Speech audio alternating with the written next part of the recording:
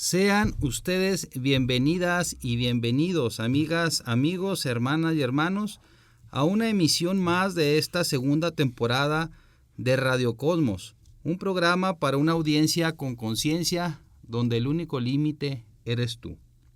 Su servidor, Audena Costa Roybal, gran maestro de la noble, leal y centenaria Gran Logia Cosmos, agradece su preferencia al escuchar esta serie de entrevistas que hemos estado realizando dentro de un nuevo modelo de comunicación de la Gran Logia Cosmos del estado de Chihuahua.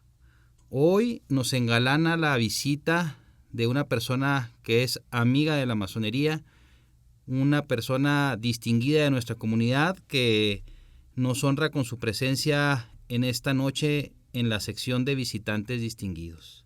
Hoy vamos a hablar de Benito Juárez, con motivo de un aniversario más de su natalicio, desde aquel 21 de marzo de 1806 en el poblado de San Pablo Guelatao, en el estado de Oaxaca. Nuestro visitante distinguido en esta ocasión es originario de la ciudad de Chihuahua, tiene 30 años dedicado al estudio de la historia, más adelante platicaremos de ello con él. Y bueno, pues sin más presentaciones y sin más preámbulo, me permito presentar a nuestro invitado y agradecerle su presencia, Miguel Anguiano Carlos. Bienvenido, Miguel. Muy agradecido, muy buen día, un hermoso día nos acompañó las últimas 24 horas. Y así va a ser, así generalmente yo creo que las personas que tenemos bien definido nuestro oficio, a qué dedicarnos, y lo hacemos con mucho gusto, nos llenamos de satisfacciones todos los días. Miguel, bueno, en esta charla que vamos a tener esta ocasión, como ya lo anticipaba, en torno a la figura de Benito Pablo Juárez García, pero a lo mejor para conocimiento de quienes nos escuchan sería bueno abordar algunos temas muy generales. Podemos ir sin ninguna limitante de un tema a otro. ¿Por qué la historia? ¿Por qué historiador? Es algo interesante.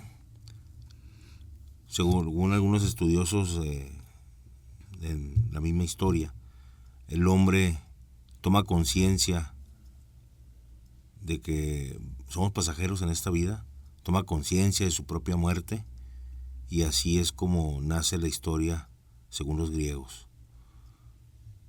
A mí me interesó, tuve la gran fortuna de tener en casa sus últimos años de vida a mi abuela materna, y ella me inculcó el gusto por la historia, el orgullo por los antepasados, por los linajes, los apellidos, como el Bocanegra, por ejemplo. Me sentí orgulloso de portarlo hasta el estatus de mi mamá, que es donde llegó, y de ahí viene pues el grandioso Francisco González Bocanegra, creador y compositor del himno nacional mexicano. Entonces, siempre ha sido una pasión la historia para Miguel Anguiano. Desde siempre me devoraba los libros de historia. No pude terminar una carrera como yo lo hubiera querido de más joven, pero estoy por terminarla, una licenciatura en historia. Ya cursé sin éxito la de arqueología. Me llenó de pasión, me gustó, me siento atraído desde siempre. Y quiero que mis hijos sepan que tuvieron un buen padre, que aunque poco tarde, pero termina finalmente una carrera universitaria, así como ahora uno de mis hijos está a punto de terminarla también. ¿Por qué es importante que conozcamos la historia? Lamentablemente a veces, pues en la escuela no la hacen muy atractiva. No sé si se deba al modelo educativo, se deba al perfil del profesor, de la profesora, pero lamentablemente siendo una materia tan bella, tan apasionante, que a muchos de nosotros nos llama y nos atrapa ya después de haber terminado en algunos casos los estudios. ¿A qué cree que se deba esto, Miguel? Definitivamente es la manera y el estilo del maestro. No hay que echarle la culpa al alumno. Lo mismo le decimos a veces a nuestros hijos, no es idea lo que te tiene el maestro, eres tú quien tiene que abrirse camino. Pero yo pude certificarlo en mi vida personal. de que sí, definitivamente son los maestros quienes no ayudan al alumno con su vocación. Hubo un gran maestro que tuve en la vocacional, y él me impulsó hacia el estudio de las ciencias sociales, del arte, de la cultura, de la propia historia. Y debo decir su nombre, generalmente nunca menciono a nadie, pero Andrés de la O me sirvió mucho. Lo sigo reconociendo donde quiera que lo veo, y es un orgullo para mí haber sido su alumno. Hay quien dice, o al menos a mí sí me ha tocado escuchar, y por eso es que a muchas personas no les atrae la historia en términos generales, y creen, sienten, perciben que la historia es una cuestión nada más de museos, que la historia es una cuestión que se circunscribe nada más a objetos antiguos, a reliquias, cuando yo coincido con los que dicen que no, que la historia es un lugar de lucha, de pasiones, de lucha incluso ideológica, porque al final de cuentas, pues algunas veces se toma partido por tal o cual postura, sobre todo las que nos han precedido. Pero yo sigo creyendo en esa historia viva, una historia que se convierte en un cúmulo de pasiones que cuando hay madurez, cuando hay respeto, pues no se desbordan afortunadamente. ¿Cuál es la historia que a usted le gusta más? ¿La historia universal? ¿La historia de México? Me gusta mucho la historia de mi país, de México, la regional, de acá del norte, cómo nos fuimos desarrollando, no en base a una conquista, sino una colonización, cómo se hace nuestro carácter, cómo sentirse orgulloso del día con día, de la historia personal, de la historia propia, cómo se conocieron nuestros padres, cómo se fueron conjuntando también nuestros abuelos, de dónde proviene mi apellido, por qué la calle donde vivo lleva ese nombre. Todo nuestro entorno está lleno de historia, y eso lo debemos de valorar, y ese mismo conocimiento que ya hemos adquirido, irlo pasando también a nuestros hijos, a nuestros nietos, que ya tengo la fortuna de tenerlos, que ellos se sientan orgullosos de su linaje, que aunque no se trata de llevar títulos nobiliarios, pero sí conocer de dónde venimos y hacia dónde vamos. Hay una expresión seguramente muy conocida de muchos de quienes nos escuchan, que los pueblos que no tienen memoria están condenados a repetirla. Los pueblos que no conocen su historia están condenados a repetirla. ¿Qué piensa de eso, don Miguel? Que es algo 100% cierto.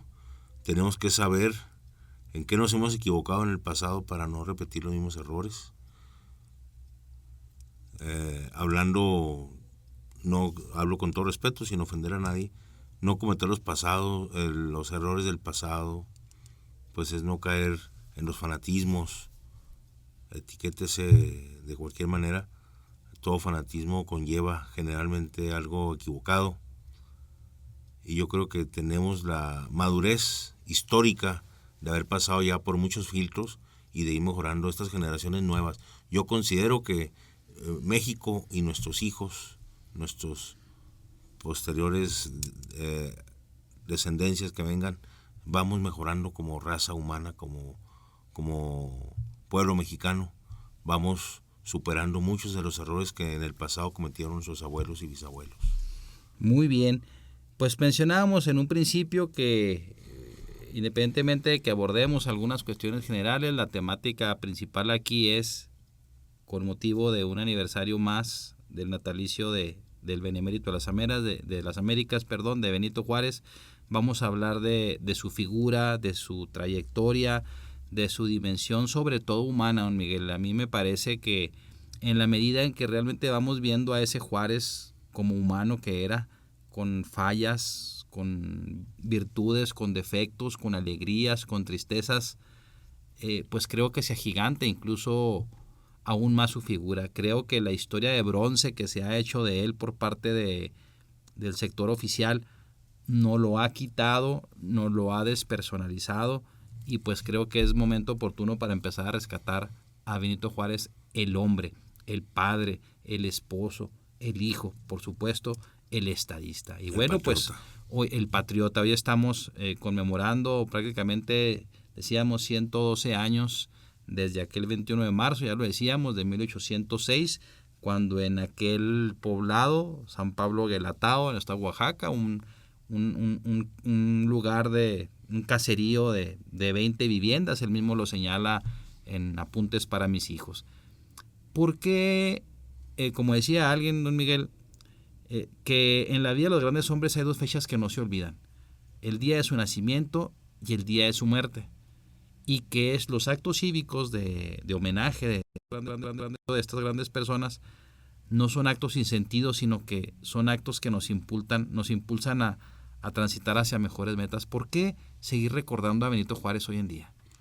Benito Juárez siempre debe de ser un buen ejemplo para mostrar siempre a los jóvenes, primero de superación, de estímulo, de saber que aunque a veces se carecen de los recursos necesarios para salir avante en una carrera, en alguna meta escolar, primero alcanzar la primaria, secundaria, hablando en tiempos actuales, preparatorio, bachiller, y posteriormente una carrera universitaria, en algunos niveles de posgrado inclusive.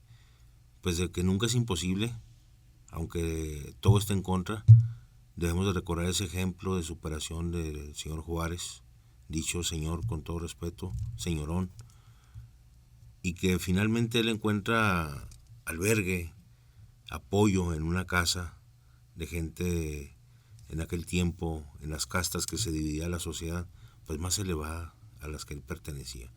Incluso él le toca crecer en un ambiente donde el sector conservador, ultraconservador, negaba la existencia inclusive del alma en los indígenas. Eran considerados, o éramos, yo me considero muy del lado indígena, no solamente por el color de piel, sino por cuestiones de simpatía, pues de que carecíamos de alma y estábamos al nivel de los animales. Así era la verdad. Teníamos vetado inclusive hasta tratar de hablar con el patrón, verlo a los ojos. Éramos sirvientes ya nacidos con ese estigma, y don Benito demostró que al superarse él nunca se sintió ni más, pero tampoco menos, ¿sí? Él no se compadecía jamás de su situación, de haber nacido indígena, al contrario, lo portaba orgulloso, y todavía más admirable en el caso de la esposa de doña Margarita, de la cual estuvo profundamente enamorado. Al morir ella, él queda viudo, y eso fue lo que le afectó tanto que finalmente termina con su vida en la soledad, seguramente en la depresión en la que él se encontraba, aquel 18 de julio de 1872. Bueno, para irnos un poco más despacio, pues vamos a que aprovechar el conocimiento que nuestro estimado invitado, don Miguel Anguiano, tiene de la vida de Benito Juárez, desde que está en el poblado, ya lo hemos dicho, hasta aproximadamente creo que es los 12 años cuando se va a Oaxaca. ¿Qué sabemos de él? ¿Qué elementos tenemos de lo que él realmente hizo durante esos 12 años? Claro, conocemos que realmente son fábulas, son muchas de ellas cuestiones históricas, algunas, que era un pastor de ovejas, que extravió algunas, etcétera.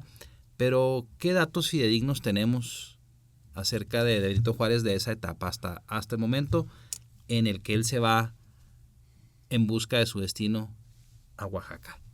Pues datos fidedignos verdaderamente se carecen de muchos de ellos. Generalmente eso sucede con los grandes personajes, con los grandes héroes. Empezamos en su generalidad a hablar de ellos como si hubieran nacido grandes, como si no hubieran tenido esa infancia. Yo estoy seguro que la infancia de él ha de haber sido muy satisfactoria. Recordemos que siempre los primeros años de un ser humano o cualquier persona, los primeros años nos marcan para toda la vida. Nos marcan inclusive cuando nos dicen en la calle o hemos escuchado el término bruto, pues en la tierna edad, hasta los 8 años. Esto lo reconocen los mismos antropólogos, los estudiosos del comportamiento humano, pues de que son los años que nos marcan, nos definen si vamos a ser brutos, en el perdón de la palabra, no es ofensivo, pero es una palabra a veces difícil de mencionar, o nos hace más despiertos, más inquietos, con tendencias más hacia lo extraordinario, hacia la inteligencia propia de cada persona. Si nos ponen atención, si nos dan motivación, los padres, nuestros abuelos, nuestros guías, nos pueden dar seguramente llegar a esos alcances inclusive de genialidad.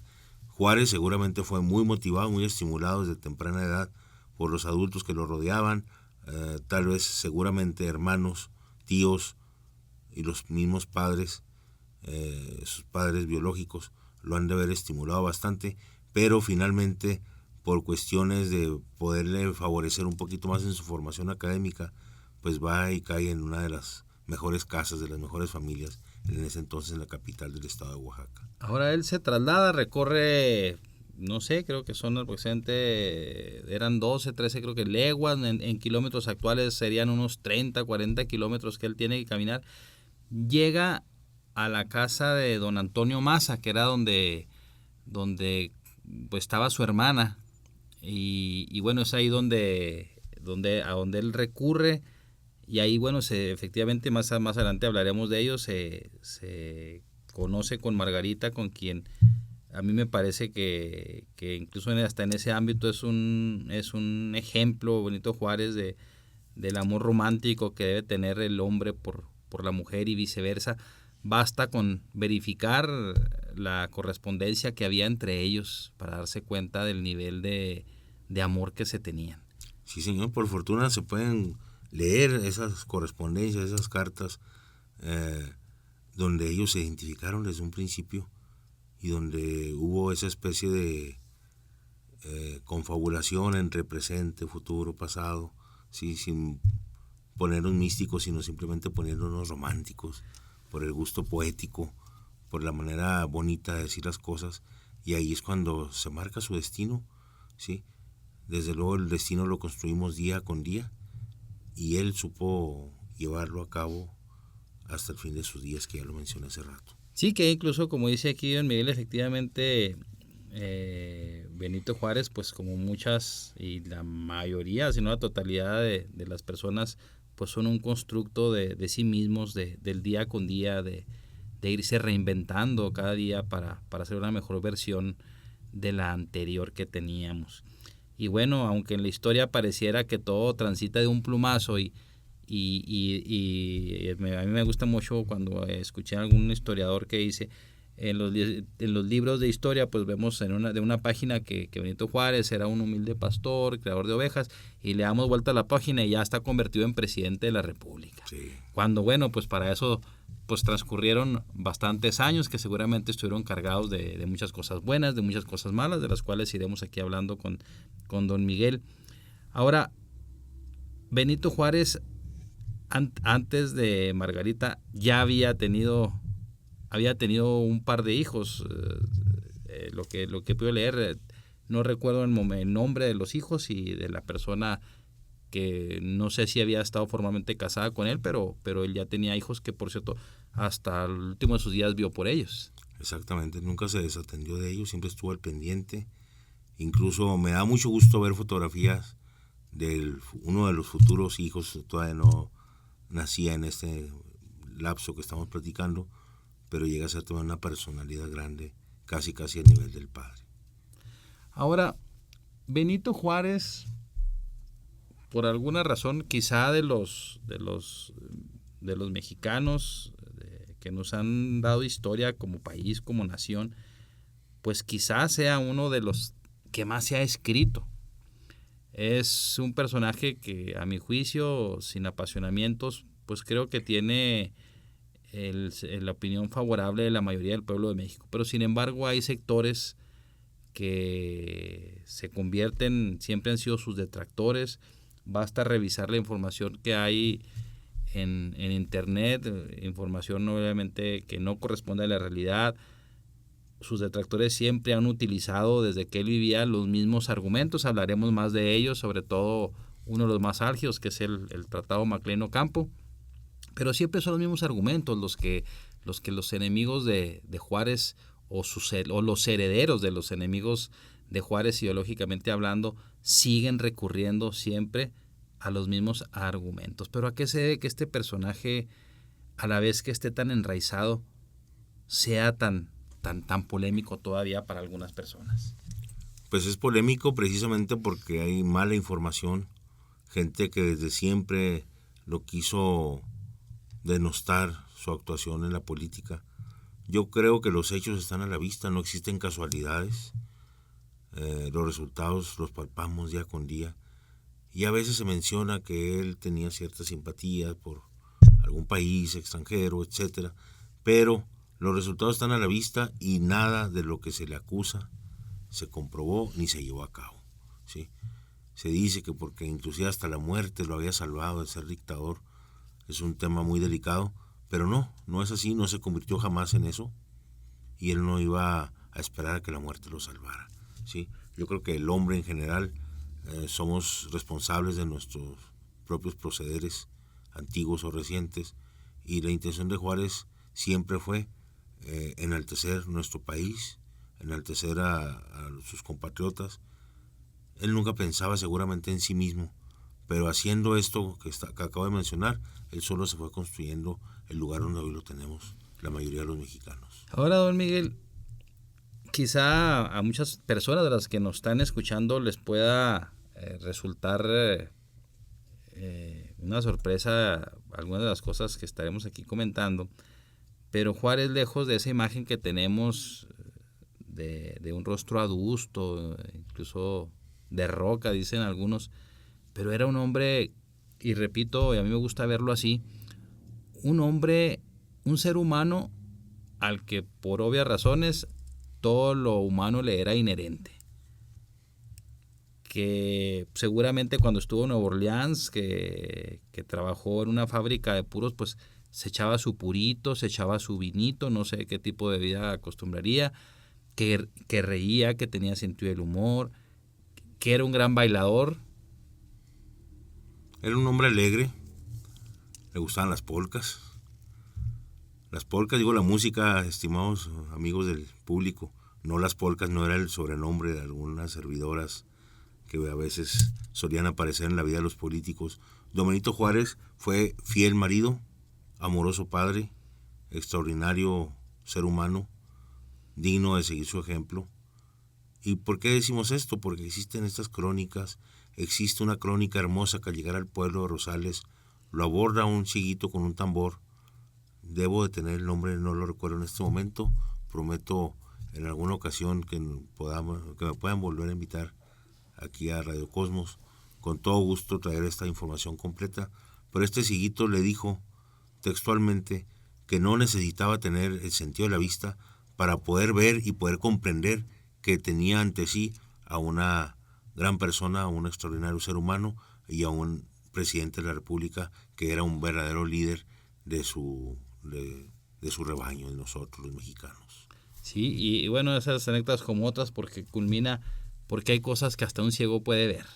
Son cosas que verdaderamente a quienes nos mueven las fibras, pues esta historia patria, cómo se ha construido. Aquí, por supuesto, estamos hablando de Benito Juárez, que él está en el siglo XIX, de 1806 a 1872 cuando muere, pero básicamente su vida activa, sobre todo que es como presidente, él tuvo muchos cargos antes de ser presidente, que lo es hasta 1858 aproximadamente, pues ya él contaba casi con 54 años de edad, toda su vida la había pasado en Guelatao. Ahorita tocaremos algunas partes de cómo se va formando él, porque recordemos que cuando llega a Oaxaca, pues lo acoge de alguna manera su mentor, podríamos decir que fue su mentor, don Antonio Salanueva. ¿Cómo está esto, don Miguel? Pues sí, definitivamente llega a la casa donde labora su hermana, conoce a esta persona que posteriormente sería su mentor, su tutor, diría yo, y quien lo va a auxiliar bastante para la formación que llega a obtener finalmente don Benito. No me quiero desviar del tema, pero permítame decirle que este episodio del ciguito, dicho con todo respeto, se encuentra plasmado en bronce en la Plaza del Ángel, aquí junto al Palacio de Gobierno, y ahí lo ve uno gráficamente realzado en tercera dimensión, en un mural que sale de la pared, donde se ve la persona, se palpa con las manos, se ve con los ojos el tamborcito, este señor que respetuosamente se dirige a él en el poblado de Rosales, Y atrás, para no olvidar otra anécdota, pues se encuentran los músicos tocando la polca famosa de la escobita, ¿sí? Ahí ilustrativamente lo pueden ver nuestros hijos, nuestros visitantes. Yo generalmente acostumbro a hacer estas visitas a invitación previa que hago a mis amigos y les platico precisamente estas anécdotas tan preciosas, tan ilustrativas, que nos marcan y nos dicen cómo era el señor Juárez en su persona. Bueno, pues fíjense cómo vamos descubriendo aquí un poquito más a Benito Juárez, el hombre. Y repito, entre más vamos conociendo esa parte, ese lado humano, creo que sin duda alguna se agiganta más su figura, entendiendo el contexto, obviamente, del cual hablaremos más adelante, el contexto que a él le toca vivir, en qué condiciones llega a ser presidente de la República, qué tipo de México es el que él empieza a gobernar.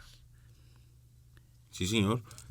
Aquí en Chihuahua precisamente es cuando establece su gobierno, después de llegar el día 12 de octubre de 1864, llega a la villa de Chihuahua, y aquí nace otra anécdota que nos afectó hasta nuestros días, hace pocos años, siendo alcalde de la ciudad de Chihuahua en 1986, me parece, don Mario de la Torre Hernández, abogado distinguido, a cual tenemos la fortuna de conservarlo todavía con buena salud.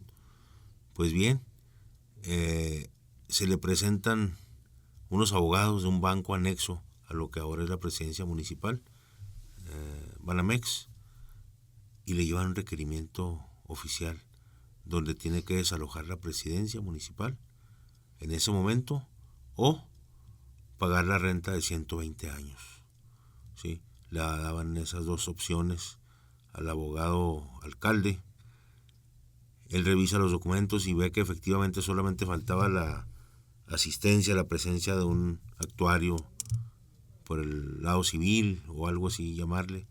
No soy abogado, pero he platicado con don Mario, estoy enterado de la historia reciente de la ciudad de Chihuahua, y esto se trataba porque el 12 de octubre del 64, 120 años atrás, se había vendido las dos esquinas de la actual presidencia municipal, de la alcaldía, y entregándole el dinero en efectivo, el producto de esa venta íntegra al licenciado Benito Pablo Juárez García, para que, textualmente se le dijo, para que se alivianara la República, e inclusive él se compraba un traje nuevo porque venía con el traje del camino, polvoso. Imagínense venir desde la Ciudad de México perseguido por el ejército francés, por los conservadores, quienes lo querían asesinar, querían dar cuenta de él, ¿sí?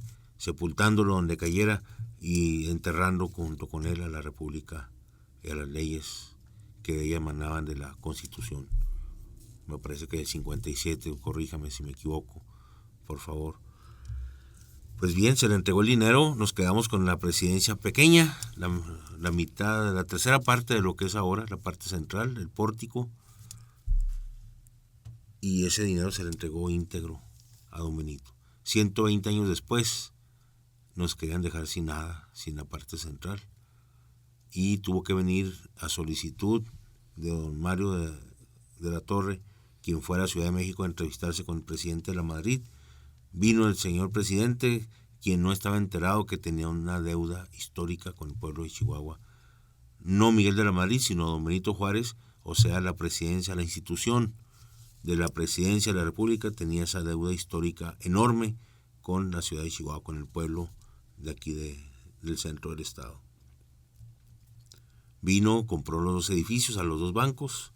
En un lado estaba Bancomer, en el otro estaba Banamex.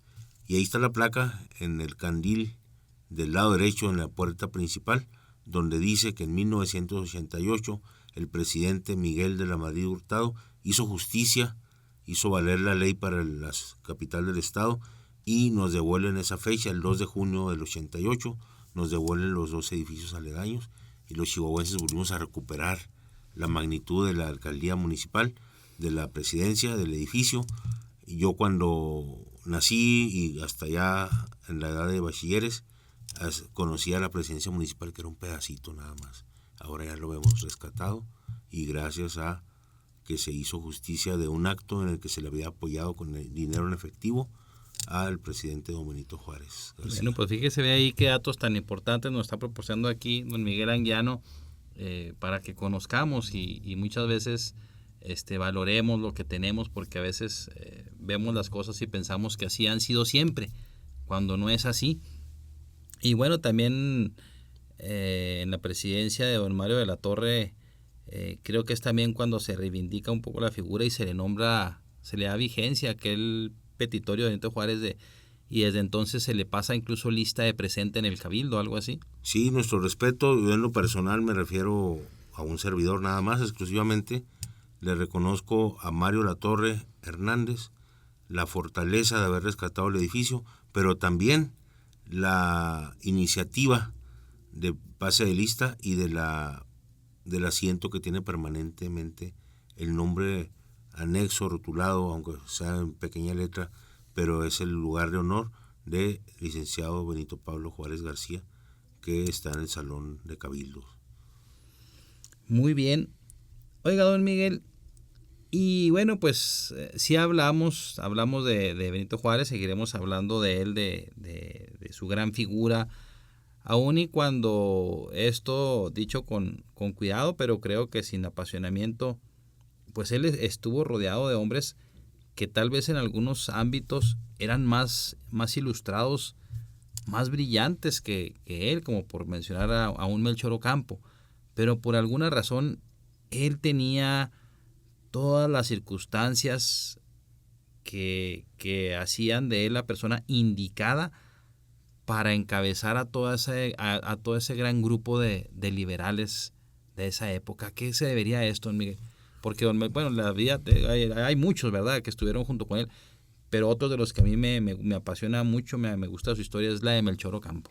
Melchor Ocampo, uno de los grandes liberales del siglo XIX, que don Benito Juárez tuvo, digamos, la visión de poderlo nombrar su colaborador íntimo, personal, así como José María Iglesias, que después, con los años, hay ciertos cambios en la ideología de cada uno de los colaboradores, muy respetables, somos seres humanos. También dos de los grandes pues fue don Sebastián Lerdo de Tejada, toda mi admiración, también futuro presidente de México en ese momento, y el hermano inconfundiblemente y muy valioso también su colaboración, ambos veracruzanos, pues me refiero al creador, al ideólogo de las leyes de reforma inclusive, entre otros tantos, pero muy valiosa su opinión, su colaboración, de don Miguel Lerdo de Tejada. Ahora, hay que decir algo, y esto es muy importante para nuestro público, don Miguel, no sé usted si coincide aquí conmigo. Evidentemente, y ahorita hablaremos también de ello, pues Juárez ya una vez presidente, estando en Veracruz, expide ya las leyes de reforma formalmente, que básicamente van en varios sentidos. Ahorita usted nos dará más luz al respecto, pero quizá esa sea una de las cuestiones por las que estos sectores de los que hablamos hace rato, que lo demeritan, buscan descalificar su figura y su legado a cualquier costo. Pero Juárez era un hombre creyente, era un hombre católico. Era un hombre católico, bautizó a sus hijos, se matrimonió también por la vía religiosa, a petición de su esposa. Él la amaba entrañablemente, como ya lo hemos dicho. Era un hombre muy responsable, pero esa misma responsabilidad lo llevaba a actuar de una manera ética, correcta, y según él como abogado, pues apegado a las leyes.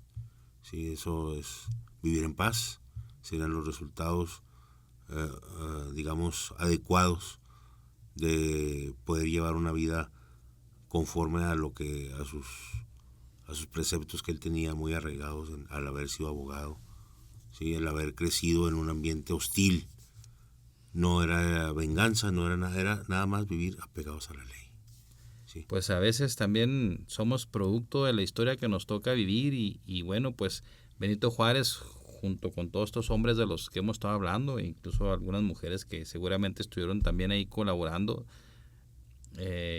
pues vivieron momentos muy traumáticos, vivieron la guerra con Estados Unidos, la pérdida de la mayor parte, más de la mitad de nuestro territorio en 1847, y bueno, pues fueron incluso exiliados, y es cuando ellos también pues ven otra sociedad, ven otro mundo, y es cuando probablemente a ellos, como se dice coloquialmente, les cae el 20 de que México también tiene todas las posibilidades de crecer como una nación.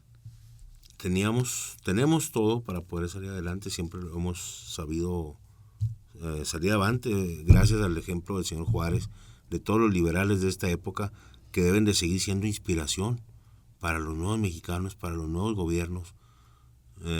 Se pierde efectivamente parte del territorio con la guerra del 47, con la secesión del 48. Santana había abandonado el país, ya no se pudo firmar por su parte esa cesión. Entra el presidente de la Peña. El presidente de la Peña en su epitafio dice que la historia le dará la razón, lo sabrán juzgar sin apasionamientos, ya que él solamente toma posesión como presidente interino para poder firmar esta cesión de esos territorios. ¿Sí? Entonces él mismo se justifica de que aparece su firma, pero él no es el culpable de la pérdida de todo ello. No vamos a culpar a nadie, no se trata ahorita de justificar a uno ni a otro, pero yo creo que fue falta de la unidad que los mexicanos necesitábamos siempre. ¿Sí? Años después se logra esa unidad precisamente basándose en la figura de don Benito Juárez, pero ya posterior de su muerte se logra precisamente la unidad de los mexicanos.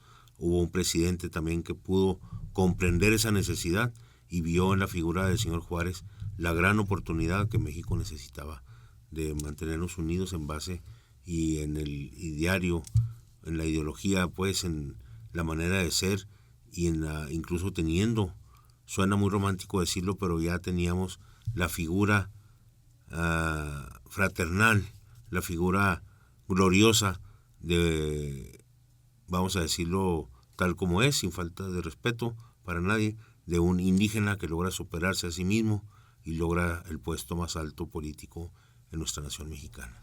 Ahora, pues indudablemente no podemos hablar de Benito Juárez sin dejar de hablar de Margarita Maza, que pues jugó un rol de primerísimo nivel, aunque no sea quien ella destaque en las historias de la vida de Juárez. Pero, ¿qué sabemos de Margarita? El pasado 2 de enero fue ahí aniversario, creo que de su natalicio, don Miguel. Usted tuvo ahí el acto cívico muy importante para no olvidar a esta gran mujer. ¿Qué podemos saber, qué sabemos de Margarita Maza?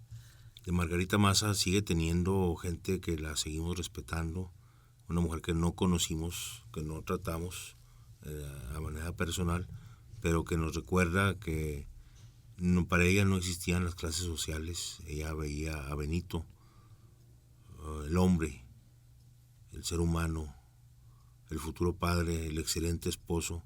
Ella era una mujer bella, muy bella físicamente, y ella no le importaba esas diferencias que le marcaban la sociedad de la época, que era muy, muy fijada en las cuestiones de racismo, en las cuestiones de sociedad, donde sabía que a Benito no lo podían hacer menos porque estaba y había sido bien preparado, y don Benito aparte siempre se sintió orgulloso de sus orígenes, nunca se apenaba, nunca se avergonzaba, siendo tajantes y en el buen español. Él siempre se consideró un hombre igual y con los mismos derechos que cualquier mexicano. Así lo plasmaron en la Constitución.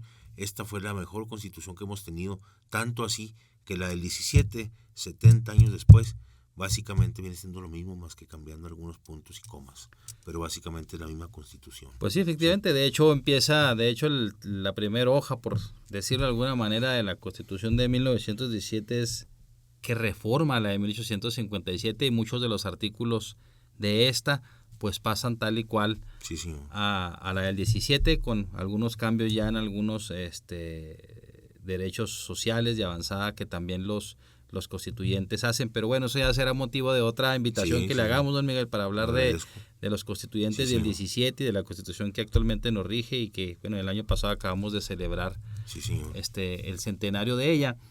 Pero esta Constitución de 1857 marca un parteaguas en la historia constitucional de México. Es en ella, entre otras cosas, en las que se plasma realmente en muchas de las libertades de las que hoy gozamos. Se acaba con esa dominancia de una religión que por muchos años había sido... Es un gran avance para nosotros. Y se acaba con esa intolerancia religiosa. ¿Por qué? Porque antes, y así lo puede verificar quien nos esté escuchando y desea hacerlo, antes de la Constitución de 1857, claramente se establecía en todas las anteriores que la única religión, la religión de Estado, era la católica. Y es en este momento en el que se genera esa libertad religiosa, y a partir de ella pues empiezan a perder fueros para estamentos que históricamente habían sido privilegiados, como la iglesia y el ejército. Digo, también quiero comentar esto, dicho sin apasionamientos, sin ofender a nadie, ya lo he mencionado en otras ocasiones. México hemos sido un ejemplo a nivel internacional.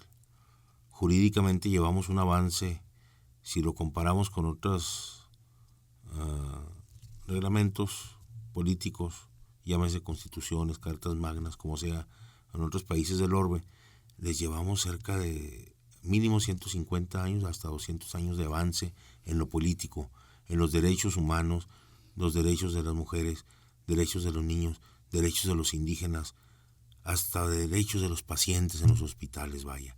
Entonces somos un país muy adelantado, que siempre seguiremos siendo referente a nivel internacional. Incluso Juárez llegó a emitir un ordenamiento que acabo de verificarlo hace días, que sigue vigente, ¿sí? Desde tiempo de Juárez, que es aquello en que por defensa de la patria, si consideramos a algún extranjero, cualquier ciudadano mexicano considera un peligro a algún extranjero, puede inclusive terminar con la vida de esa persona sin motivo o razón que lo puedan sentenciar a alguna pena máxima, por llamarle de una manera, ya sea corporal o inclusive pena de muerte. Es la única manera en que se puede justificar en México una defensa, o con el argumento de defender nuestro territorio, nuestra soberanía, en que un extranjero pueda correr peligro aquí en México. Y eso está emanado por el licenciado Benito Pablo Juárez García, desde tiempos, desde luego, de su presidencia, y sigue vigente hasta nuestra fecha actual, que ya pasamos, desde luego, casi estamos en el primer cuarto ya del siglo XXI. Don Miguel, usted también es un apasionado de la historia regional, y bueno, pues hay en la matriz de la historia hay unas coordenadas que se cruzan, que es cuando llega a Chihuahua en 1864, recorre varios municipios hasta que llega un 12 de octubre aquí a lo que es la capital. Pero pues bueno, ahí se cruza la historia nacional con la historia de Chihuahua. Durante el tiempo que Juárez está aquí, ¿qué hay de datos? Incluso aquí es cuando recibe el nombramiento, tiene noticia de que ha sido declarado benemérito de las Américas. Sí, él se encontraba rumbo al Paso del Norte, actualmente llamado en su memoria grata de don Benito, pues Ciudad Juárez. Iba en camino en una madrugada rumbo a Paso del Norte cuando decide quedarse a pernoctar, a pasar una noche fría, me parece que es el mes de octubre de 1865, cuando finalmente decide migrar hasta allá, hacia esta parte del estado, el septentrión del estado de Chihuahua. Viene perseguido por fuerzas francesas, inclusive unidas a los conservadores, con la orden estricta de acabar con su vida, de aniquilarlo, y se queda a dormir en el Carrizal, una población pequeña cerca de Villahumada, y ahí es donde él recibe esa noche. Él creía que nadie sabía dónde se iba a quedar a dormir por cuestión de seguridad nacional y de su seguridad propia, pero lo sorprende un jinete que venía desde Colombia con un pergamino arrugado ya por tanto camino de miles de kilómetros a través de la selva, el desierto, la meseta, los grandes territorios que pintan este paisaje mexicano, el horizonte, y ahí lo alcanzan en una madrugada y le dicen: señor Juárez, tiene usted una misiva de parte del presidente de Colombia, ¿sí? De otros países del sur del cono, de Sudamérica, y donde al abrirlo se da cuenta de que lo estaban designando como el máximo gobernante, el máximo ídolo en ese momento, lo cual era muy difícil de reconocerlo en vida. Generalmente se les hace ya después de muerto, y de que había sido designado el benemérito de las Américas. Un gran orgullo, un gran honor. Tengo parte de ese texto que le llega a don Benito, voy a tratar de conseguirlo, seguramente ya lo tienen ustedes, y si no lo llegara a tener, pues sería un gran aporte para que lo podamos exhibir. No, pues claro que sí, don Miguel, cómo no. ¿Qué hay de ese que a mí me ha tocado escuchar? No lo he visto en algún documento, de un encuentro que tiene con un líder apache, con Manto Negro. Desconozco completamente el dato, si no puedo opinar, porque les soy honesto, no tenía noticia de eso. Bueno, y ya en Antigua Paso del Norte, pues ya era el único bastión, pues, de Benito Juárez. No hay por una obra de México se refugió en el desierto. Juárez siempre reconoció a Chihuahua como un pueblo leal, un pueblo patriota que pues le brindó ya en el último rescoldo del territorio nacional la ayuda que él necesita. Y bueno, de aquí es cuando ya regresa pues triunfante a la Ciudad de México en 1867, creo, el 15 de julio. Sí, señor. Fue en el 66 me parece, perdón si me llevo a equivocar. Estando él en Ciudad Juárez, bueno, él cuando llega al estado de Chihuahua, estaba 100% enterado de que aquí no se le iba a traicionar. Por eso se vino hasta Chihuahua, que le quedaba muy retirado, a meses de distancia de la Ciudad de México. Y él llegó con toda la confianza a establecerse aquí en la ciudad de Chihuahua. Ocupó como su casa lo que fue nuestro Palacio de Gobierno. El actual no existía todavía.